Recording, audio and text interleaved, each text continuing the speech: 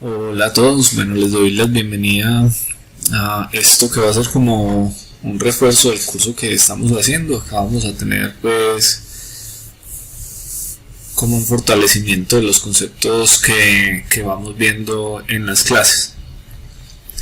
Este curso lo creo con la finalidad de ello y la idea es como construir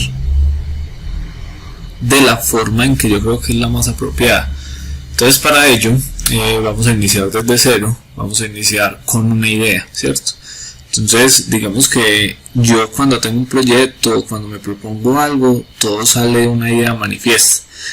Manifestar no es solamente pensarla, es verbalizarla o escribirla. En este caso, el proyecto que nosotros estamos trabajando, que vamos a comenzar a trabajar, es un taller de mecánica, ¿cierto?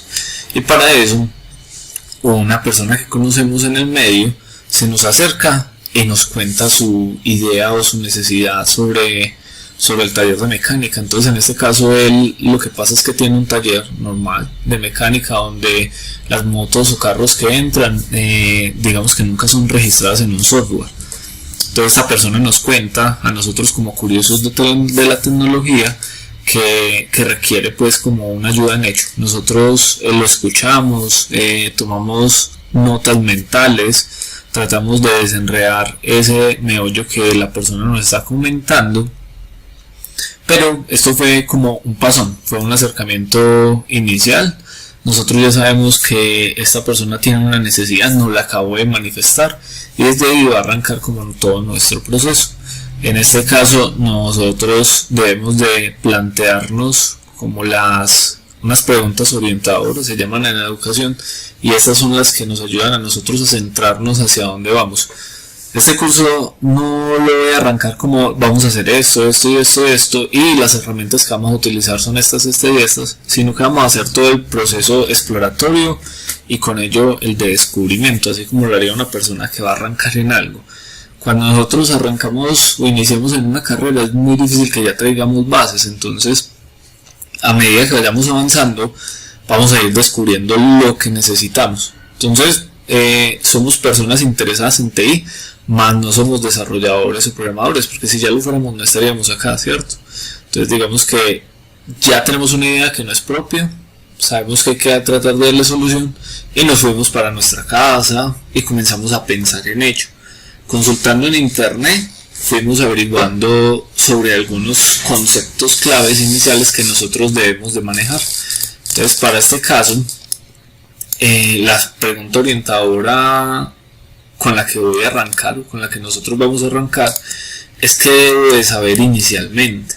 Entonces esta persona necesita un software, una solución, una aplicación, que yo la quiero hacer en Excel, hágala en Excel, pero entonces ¿qué necesita saber? ¿Sí o no? ¿Qué es lo que necesito yo saber inicialmente si la voy a resolver en si la voy a hacer en Excel, pues por lo menos debo de saber de ello, ¿cierto? Que es que yo ya sé Excel, pero la quiero hacer con una macro. En nuestro caso, pues lo vamos a hacer con programación, no importa el lenguaje. Entonces, inicialmente nosotros ¿qué debemos de respondernos? Nos debemos de responder ¿qué es programación? Entonces, acá vamos a estar viendo conceptos inicialmente y luego pasaremos a codificar. Es que todo necesita una parte conceptual fuerte, ¿sí o no? Entonces en programación, la programación es el proceso por el cual se escribe, prueba y mantiene código fuente de un programa o una computadora, ¿cierto? Implica instrucciones específicas llamadas algoritmos que le dicen a la computadora cómo realizar una tarea particular. La programación se utiliza en amplia variedad de campos, desde el desarrollo de software para las aplicaciones de escritorio, web y móviles, hasta sistemas integrados, inteligencia artificial, analítica de datos y entre otros. Existen muchos lenguajes de programación. Entre los más conocidos tenemos a Python, JavaScript, Java, C++, C#, Ruby, PHP, muchos otros más. ¿Qué difiere entre estos lenguajes? Como son lenguajes, pues difiere su sintaxis. La sintaxis son las reglas gramaticales para la escritura del código. Entonces, en la forma en que yo escribo en Python puede variar a la forma en que yo lo hago en JavaScript, a la forma en que yo lo hago en Java y así con los demás. Cuando acá nos dicen que implica la creación, que programación implica la creación de instrucciones específicas de llamadas algoritmos, nosotros entonces nos surge una duda, ¿cierto? ¿Qué es un algoritmo? Entonces un algoritmo es un conjunto de pasos ordenados de forma lógica. En este caso la lógica debe ser muy clara. Si yo voy a fritar un huevo en la mañana, lo primero que debo de tener en cuenta es el huevo. Yo no puedo fritar un huevo si no lo tengo. Entonces miren que el primer paso sería como obtener el huevo. Después de obtener el huevo, entonces pongo la sartén, prendo la estufa o el fogón, ¿cierto? Y comienzo a preparar el huevo. Estos son los pasos ordenados, ¿sí o no? Esto aplica para problemas de informática y matemáticas. Y los algoritmos pueden ser expresados en lenguajes formales, como los que acabamos de ver, o en pseudocódigos. Pseudocódigo es un lenguaje que se acerca mucho al lenguaje natural, y cuando hablamos del lenguaje natural es el lenguaje del humano, el lenguaje que habla la persona, ¿sí o no? En este caso de nosotros, el español. Entonces lo podemos expresar como código o lo podemos expresar como pseudocódigo. Entonces, si nos damos cuenta en esta primera imagen, vemos que hay una entrada y hay una salida, y en esta caja que no podemos ver, no sabemos qué es lo que hay una serie de instrucciones. Este es el desarrollo de nuestro algoritmo, la necesidad, en este caso realizar un huevo, fritar un huevo. Entonces, ¿qué pasos debo hacer yo para tener mi huevo frito? Eso sería el algoritmo. Por acá también vemos un algoritmo en un diagrama de proceso para prender un bombillo o una lámpara. Nos preguntamos, ¿la lámpara no funciona? ¿Está enchufada? ¿Sí o no? Si no está enchufada, entonces la enchufamos. Si está enchufada, entonces puede pasar que el foco esté quemado. Si el foco está quemado, entonces se reemplaza. Si definitivamente la lámpara no prende y ya verificamos que está enchufada y que el foco está quemado, entonces definitivamente la lámpara está mala, debemos de comprar una nueva. Y por acá hay una escritura de un pseudocódigo. Si podemos observar, no hay nada de codificación aún, como se ve en el fondo de esta pantalla, ¿cierto? Hay, digamos que un proceso más acercado al humano, y entonces nos habla de que el proceso se llama adivina un número, que tiene un número de intentos máximo son de 10, ¿cierto? Que genera un número al azar. Esto es una variable, a la variable de intentos le lleva un 10, a número secreto le asigna, esta flechita hacia la izquierda en pseudocódigo es que guarda dentro de esta variable un número secreto, y este azar es que crea un número cualquiera. Y ese número cualquiera va a ser entre 100 y le va a sumar 1, ¿sí o no? Del 0 al 100, y al número que le genere le suma un ejemplo. Esta función acá me genera un número random, me genera 88, obtengo el 88 acá y le sumo 1, entonces tengo 89 y ese va a ser mi número secreto. Y comienza a hacer la serie de pasos. Este espacio acá se llama indentación. Indentación quiere decir que este código que está desde el sí hasta el leer le pertenece a este bloque de código, mientras estas líneas de código podemos decir que le pertenecen al proceso, están indentadas, están movidas un espacio o dos o tres espacios a la derecha. Entonces todas estas líneas le pertenecen a un proceso.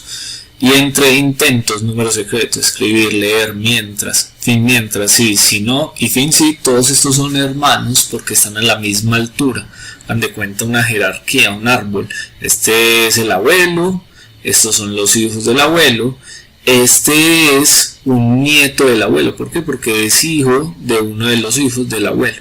Entonces la indentación nos ayuda a nosotros a ver de forma correcta cómo se estructura el código. Si en esta indentación, si todo estuviera escrito en el mismo nivel, sería un poco complejo para las personas entender el pseudocódigo.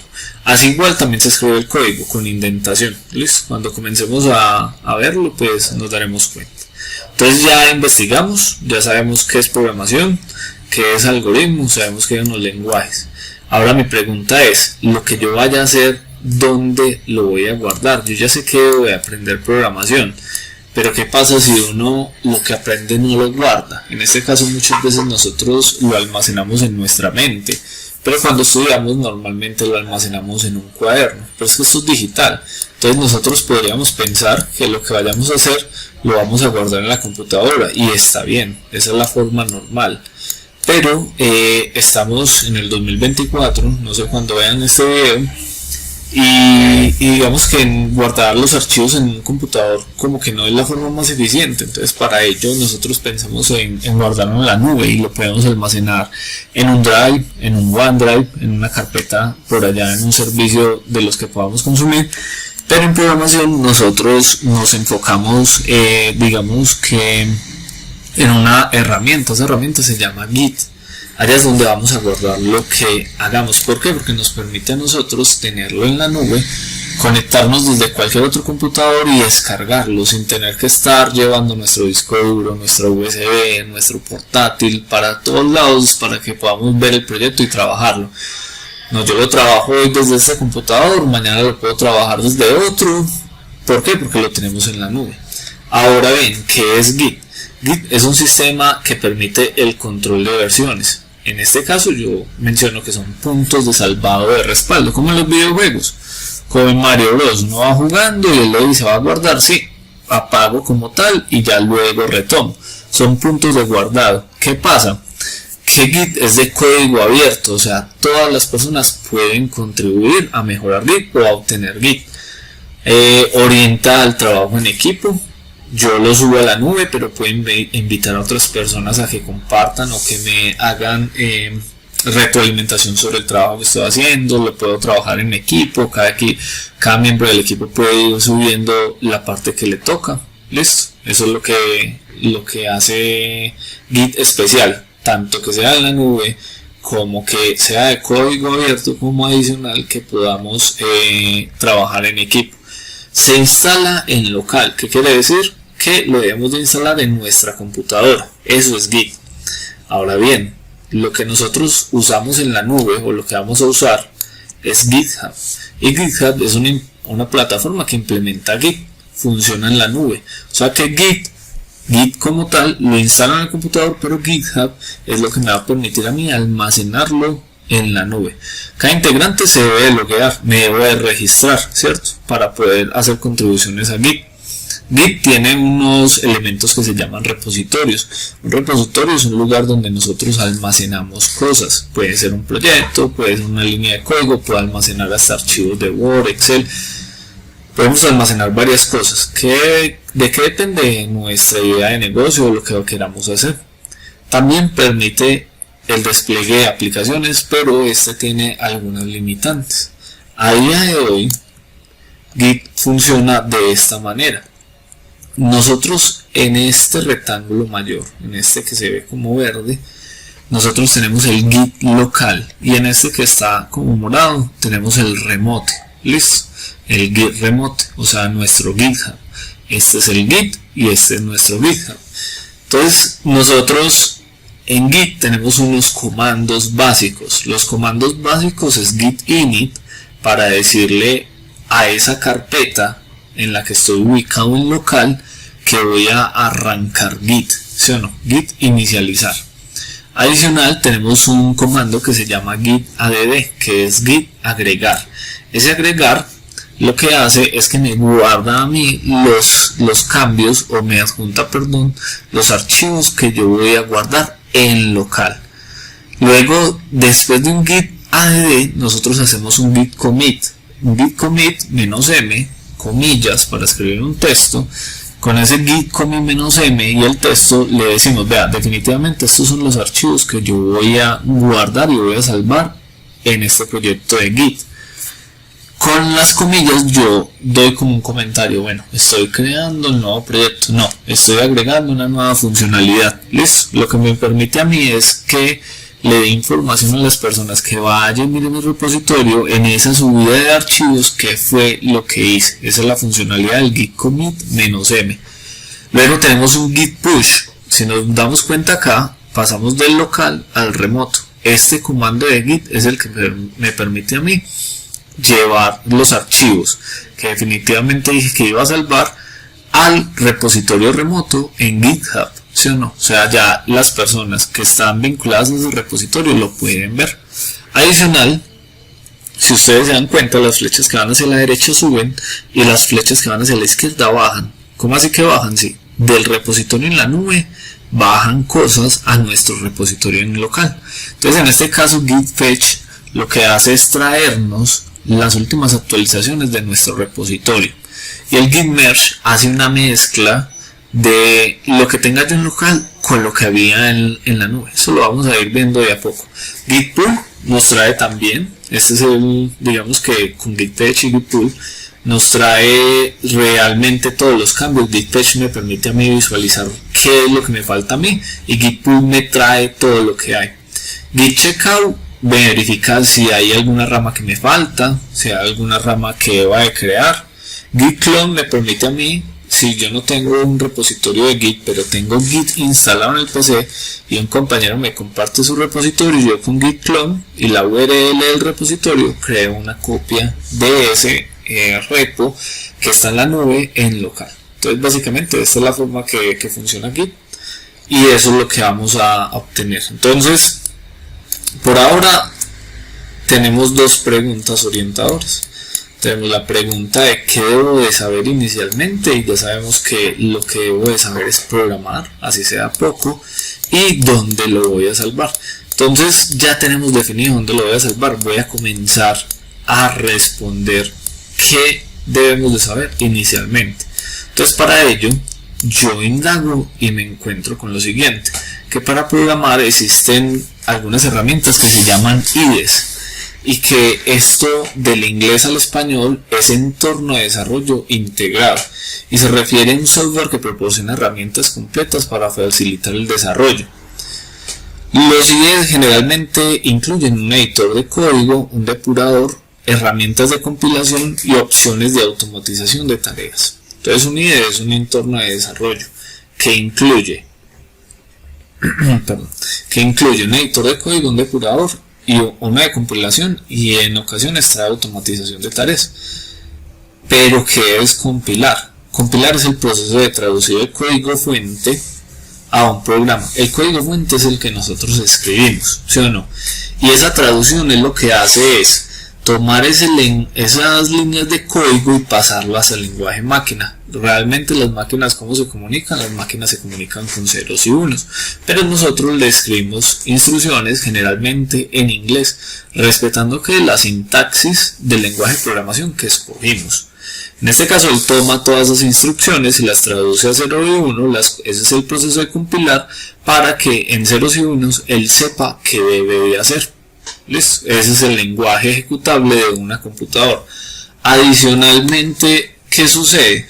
Sucede que nosotros cuando estamos programando, nosotros tenemos que entender que hay dos tipos de lenguajes, o dos grupos de lenguajes de programación: los lenguajes de alto nivel y los lenguajes de bajo nivel.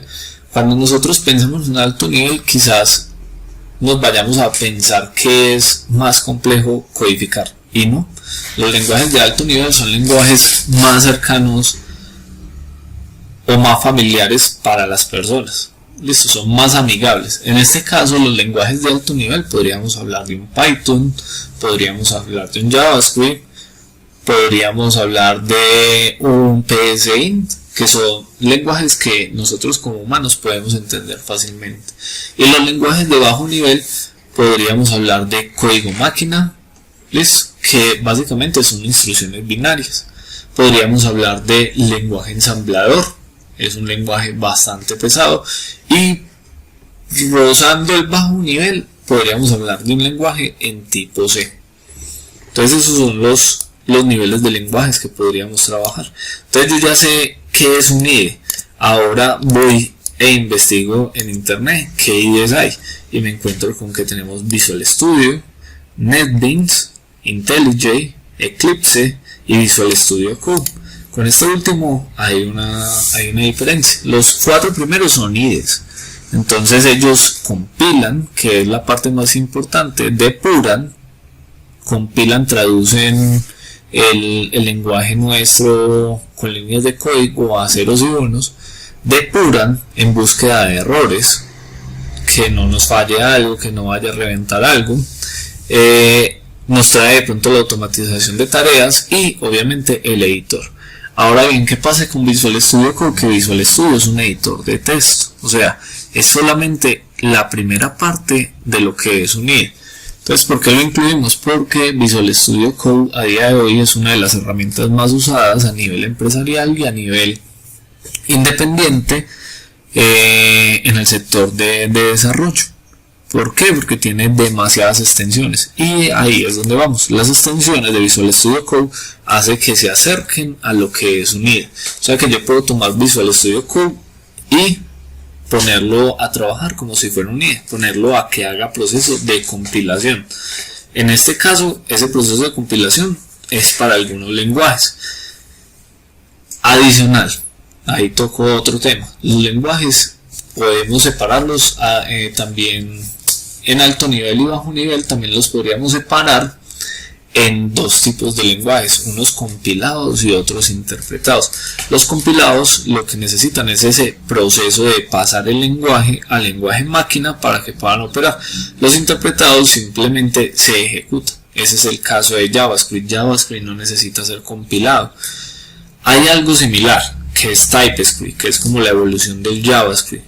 Le da una mejor estructura al JavaScript, pero TypeScript no es compilado, sino que es transpilado. Y transpilar es que toma el TypeScript y lo pasa a JavaScript, sencillito. Y el JavaScript se ejecuta en el navegador. Esa es la característica principal de JavaScript, que se ejecuta en el navegador. Teniendo eso claro, también tenemos un lenguaje compilado como es Java, que no simplemente se ejecuta así por sí solo. Yo necesito decirle a la máquina: venga, compílelo, dele play, él hace un proceso, se puede tardar unos segundos y durante ese proceso puede depurarlo, y en esa depuración me puede decir: ve, hay estos errores, no hay errores, entonces, perdón, hay estos errores, entonces corrígelos. Si no hay errores, entonces lo ejecuto y te muestro lo que vos querrás que muestre el programa, lo que hayas programado. Entonces, teniendo esto claro, que puedo utilizar para programar, yo opto por las herramientas que deseemos. En este caso, pues vamos a trabajar con GitHub, y acá vamos a trabajar con Visual Studio Code, pero también vamos a trabajar con IntelliJ. Listo, esos son los que vamos a estar manejando. Adicional, entre las investigaciones que hice, recuerden que estoy planteando como si arrancara desde cero, leí que uno de los lenguajes más fuertes a nivel mundial es Python, JavaScript y Java. Entonces, ¿qué vamos a hacer? Vamos a trabajar con los tres de a poco, pero nos vamos a enfocar más en Java, ya que en las clases estamos viendo JavaScript. Entonces la idea es como no veamos del todo lo mismo, miremos cómo se comporta en otro lado. Si en las clases vemos JavaScript, entonces con este curso vamos a ver un poco más enfocado hacia Java. También, como les digo, podemos enfocarnos un poco en Python. Entonces lo primero que vamos a hacer es descargar Git. Listo, le decimos download.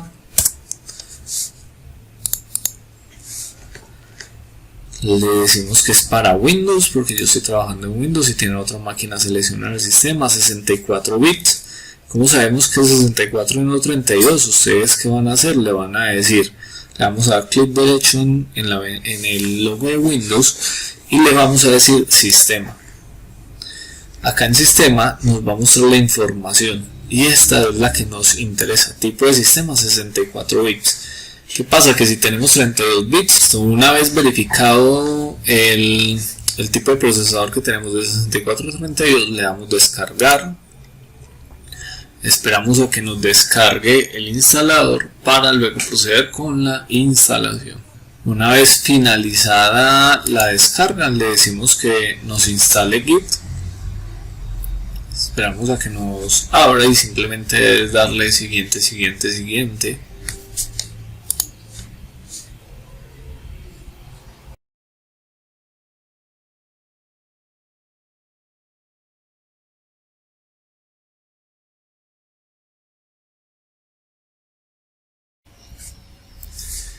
Una vez finalizado, si quieren ver las notas pues como tal, si no, entonces dechuleamos ahí y le damos finalizar. Una vez instalado Git, debemos irnos para GitHub, y acá lo que vamos a decirle es sign up si no estamos todavía registrados en Git, o sign in para ingresar como tal. Entonces yo le voy a decir que no estoy registrado, vamos a registrar el correo. Vamos a crear un password para ponerle un nombre a esta cuenta, y acá si queremos recibir notificaciones. Yo lo voy a dejar así. Ahora nos pide que verifiquemos como tal. Le vamos a decir que verificar. Lo que debemos de acá hacer es dejar que la imagen esté en la misma dirección de la que nos demuestra. Le decimos enviar.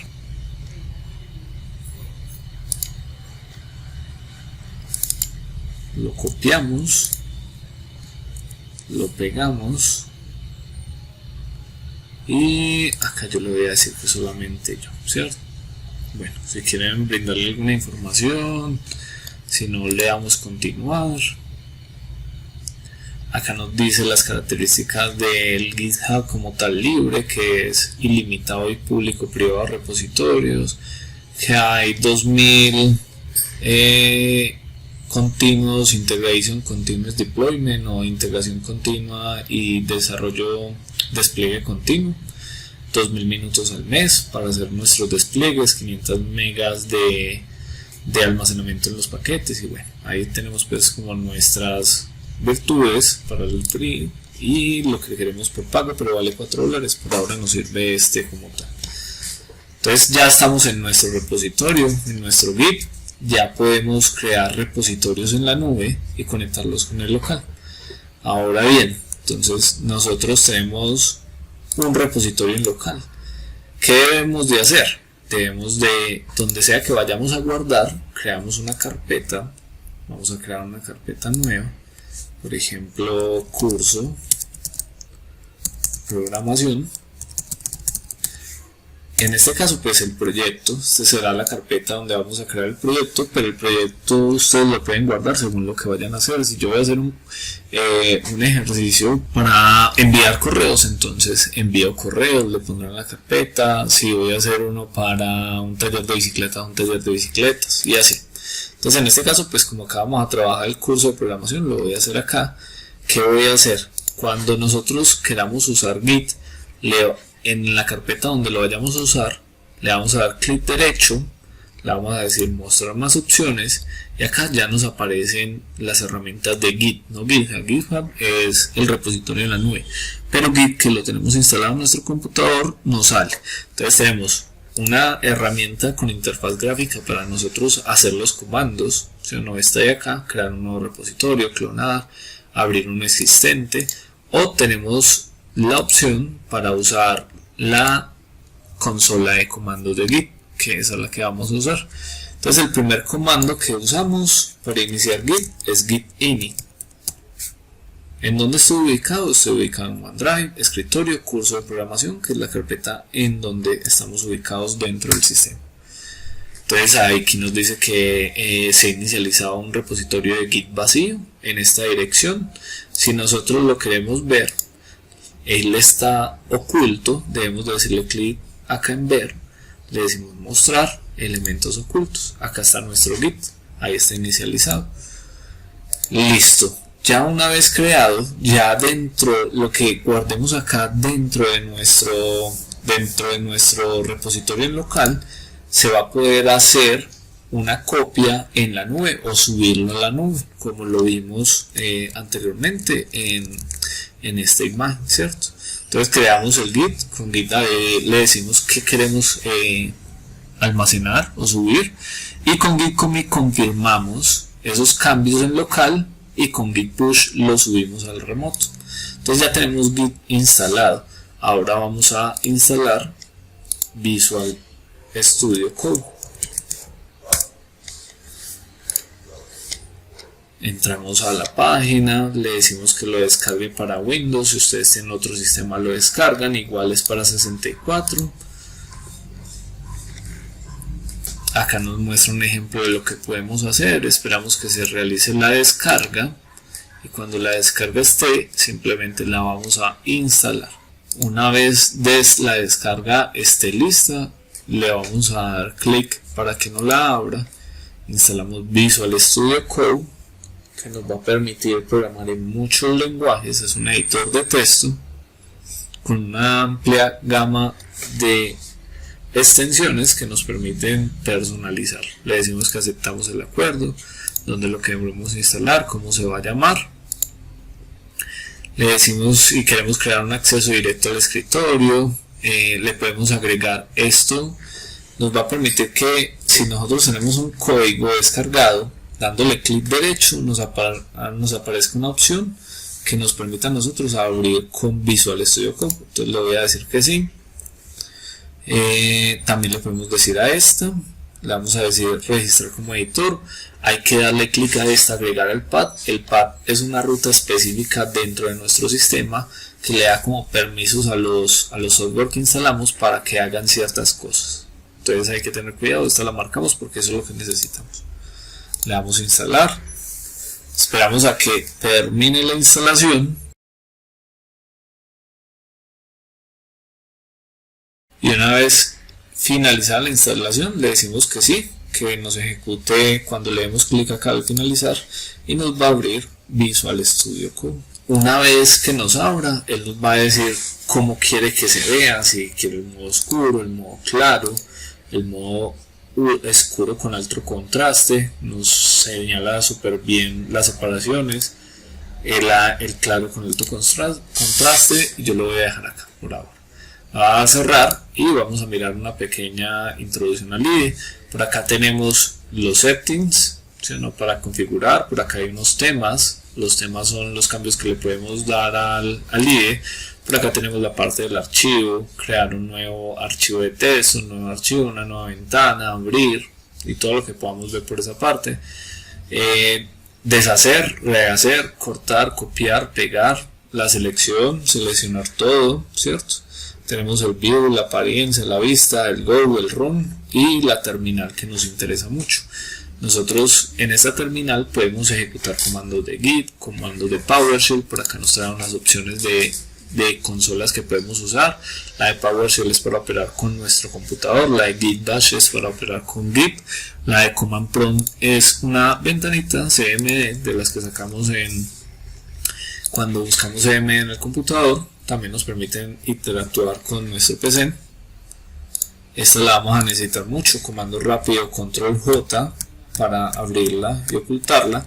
Acá en este caso nos muestra las que tengamos presente que esto consume memoria RAM. Entonces si su computador no tiene buena memoria RAM, se les puede ir. En este caso este que estoy usando tiene solamente 8 GB y con el Visual Studio Code y el Git acá abierto más las aplicaciones que estoy usando para grabar y los navegadores está consumiendo el 65. Tener presente que en ocasiones el procesador se puede ir a pico, hay que tenerle paciencia. Si no, vamos liberándola, matándola de acá. Listo, acá nos dice kill. Le decimos que mate esta consola y que mate esta. Que quiero una nueva. Control J. Selecciono el tipo de consola que quiero y nos lo muestra. Acá nos dice dónde estamos ubicados. Que estamos ubicados en la carpeta del disco C users y dentro en una carpeta que se llama RIP. Por acá tenemos el explorador. En este caso está vacío nuestro explorador, no tenemos ningún proyecto creado. Acá podemos buscar palabras, frases en nuestro proyecto, no hay nada.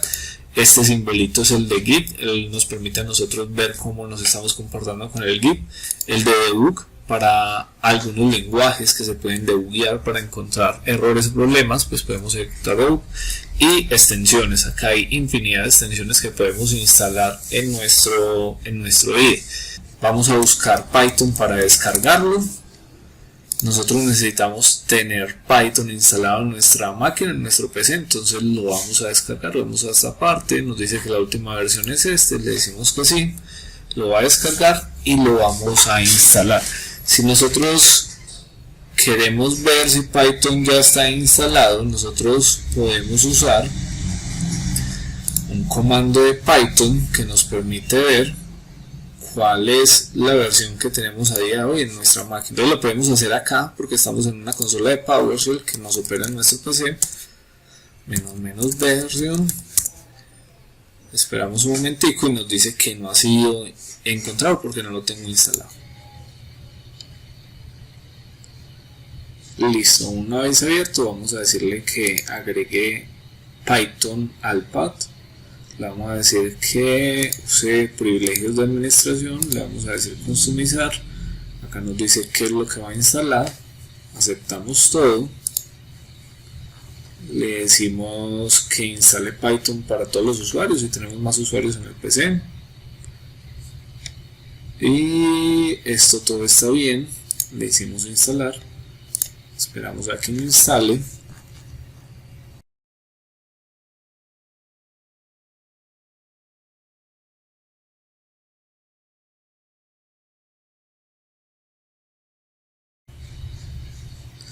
Listo, una vez finalizado le vamos a dar close. Yo cerré Visual Studio porque en ocasiones genera problemas cuando se instalan cosas, no la reconoce, entonces lo cierro y enseguida volvemos a abrir. Lo voy a verificar de todas maneras que Python esté instalado por la consola SMD directamente desde el PC y ahí ya no lo reconoce. Listo, vamos a abrir Visual Studio Code.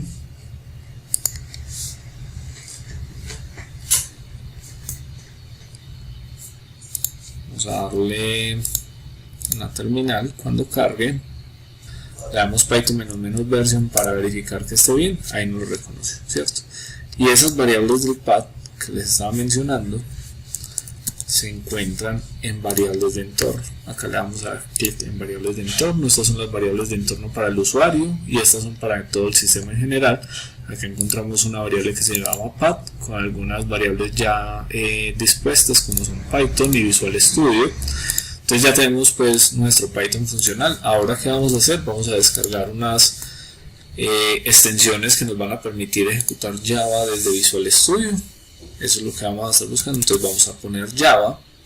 Bueno, acá nos salen algunas sugerencias de una vez. Si ponemos Python encontramos algunas que van a estar relacionadas con Python, ¿sí o no? Si nosotros queremos ver qué hacen, simplemente las seleccionamos y leemos, ¿sí o no?, qué es lo que hacen como tal estas extensiones. Si las necesito, yo voy a agregar las variables de Java, las voy a buscar y voy a instalar el pack de Java. Le damos a instalar, él va a proceder a instalar. Vamos a instalar el debugger. Ok, con instalar la primera ya se instalan las otras, y vamos a instalar también el Spring Initializer, que lo vamos a necesitar mucho más adelante. También vamos a instalar el de Red Hat, el lenguaje de soporte para Java, y yo creo que lo podemos dejar por ahora de esta manera. Entonces básicamente este es el primer video, es algo largo, pero ya vamos a comenzar con la parte de codificación. Igual voy a ir trabajando, como les digo, contenido y un poco de desarrollo. Voy a ir rápido, pero espero que hayan captado la idea de esta primera sesión, y es entender que cuando yo arranco un proyecto es porque tengo un objetivo de algo, porque me surgió una necesidad y esa necesidad es manifiesta. En este caso fue por parte de este amigo, y ahí se me desenlazaron un montón de preguntas, y esa es la finalidad, que a medida que nosotros vayamos avanzando se desemboquen muchas preguntas, y no hacerlo como lo hace todo el mundo, y es que entramos a un curso y ya nos dicen que vamos a usar. No, vamos a ir descubriendo por qué necesitamos la herramienta y si hay alguna otra que nos sirva. Esa es la finalidad con esto, irnos preguntando, respondiendo y haciendo. Y bueno, no siendo más, muchas gracias. Nos estamos viendo en el siguiente video. Nos vemos, chao.